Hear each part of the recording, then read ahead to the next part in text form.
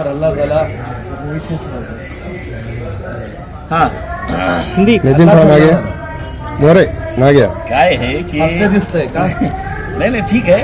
आम्हाला सगळं माहीत आहे की याच्या मागे काय षडयंत्र आहे, कोण हे षडयंत्र रचत आहे. सगळ्यांना माहीत आहे की यावेळी एमआयएम सगळ्यात मोठा पक्ष म्हणून जिंकणार आहे. आणि दुसरे जे पक्ष आहे ते भारतीय जनता पार्टी असू शकते, शिवसेना, एकनाथ शिंदे असू शकते. त्यांना माहीत आहे की आपण जोपर्यंत एमआयएमला रोखणार नाही तोपर्यंत त्यांनी जे लोकांनी निर्णय घेतलेला आहे की एमआयएम पक्षाला आपल्याला निवडून द्यायचे आहे.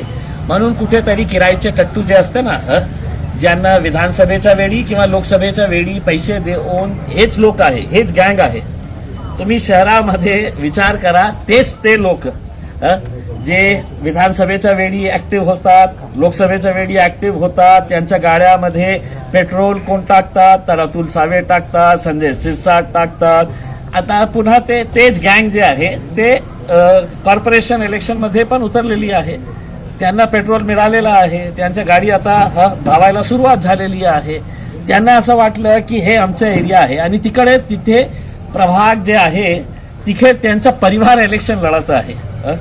ते स्वतः कलीम खुरेशी नावाचा जे गुंड आहे, त्याचा भाऊ, त्याची बायको, त्यांचे हे सगळं परिवार तिथे लढत आहे. आणि त्यांचं म्हणणं आहे की आमचा एरिया आहे, आमच्या एरियामध्ये येऊ नये करके. म्हणून हे सगळं जे हल्ले जे आहे ना, एक भीतीचं वातावरण निर्माण करायचं की आम्ही तिथे येऊन प्रचार करायचा नाही, पदयात्रा करायचं नाही. म्हणून अचानक जेव्हा पोलीस उपस्थित होती, 25-30 गुंड आले, त्यांच्या हातात काही हत्यारं होते, फायटर्स होते त्यांच्या हातात, आणि अचानक त्यांनी हल्ला चढवला. गाडीवरही हल्ला झाला, तुम्हाला ते झाल्यानंतर त्यांना असं वाटलं की आम्ही आता आमची पदयात्रा आता थांबवणार आहे. मी कुठलेही थांबवलं नाही.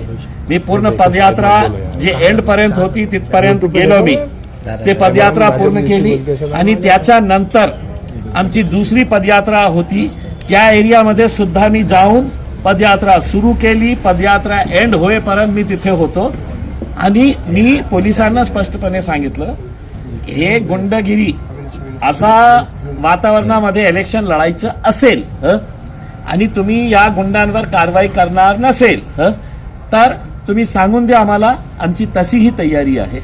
हे गुंड लोक कशा प्रकारे गाडीवर हल्ला चढवत होते आणि त्यांचा प्राईम टार्गेट कोण होता तर मी होतं. माझ्यासोबत जे लोक होते त्यांना काही मार लागलेला आहे, आम्ही त्यांना मेडिकलमध्ये पाठवलेलं आहे.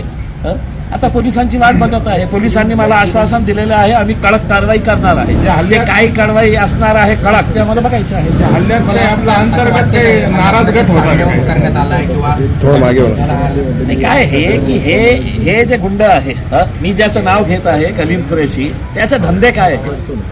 त्याचे धंदे गुटखेचा कारोबार करणारा, बायोडिझेलचा 2 नंबरचा धंदा करणारा, आणि जे शाळकरी मुलांना राशन मिळतं खिचडीचा, ते राशन ते उचलून गुजरातला, अहमदाबादला पाठवतो.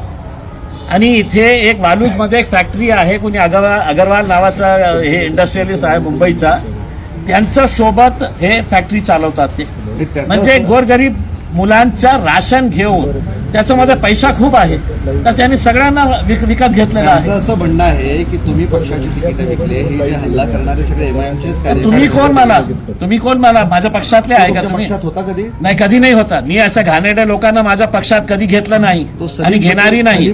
आणि मी विकला असेल तर तुम्ही कोण? माझ्या पार्टीचा अध्यक्ष बॅरिस्टर असदुद्दीन अवैसी विचारणार आहे. एक सलीम पटेल नावाचा तुमचा माजी नगरसेवक होता, त्यांनी ते माझ्या पक्षात कधी नाही होते. कोणी सांगितलं आपल्याला? त्यांनीच दावा केला होता की मी एमआयएमचा कार्यकर्ता होतो, नेता होतो. नाही, ते आमच्या पक्षात कधी नाही होतं. मग ही नाराजांची हे जे आहे ना, हे सगळ्यांना हे माहीत पडलेलं आहे की 16 तारखेला सगळ्यात मोठा जल्लोष जे आहे ते एमआयएम पक्षामध्ये होणार आहे. कुठेतरी दादागिरी करून, आपण त्यांच्यामध्ये भीती निर्माण करून, आम्ही कसल्याही प्रकारचे घाबरणारे लोक नाही आहेत. पोलिसांनी कारवाई केली नाही तर बघू. तुमच्या पक्षांचे सर्वे येतात आणि त्यानंतर असा हल्ला करणं म्हणजे कुठेतरी आमची सगळी तयारी आहे. मी काय म्हटलेलं आहे की पहिल्यांदा हे होत आहे का? हेच लोक विधानसभेमध्ये बघा ना कुणाच्या सोबत होते, कशा प्रकारे हे वोट कापण्याचं काम करत होते, पैसे त्यांना कुठून मिळत होते. त्यांचा कॉल डेटा रेकॉर्ड काढा तुम्हाला कळेल की कशा प्रकारे ते कुणाच्या संपर्कात होते भारतीय जनता पार्टी सभी हिंदी में बताइए। बता दिया भैया मैंने, अब बता दिया गया चलिए। बता दिया बोलेला बताया मैंने। जलील साहेब याच्यानंतर काय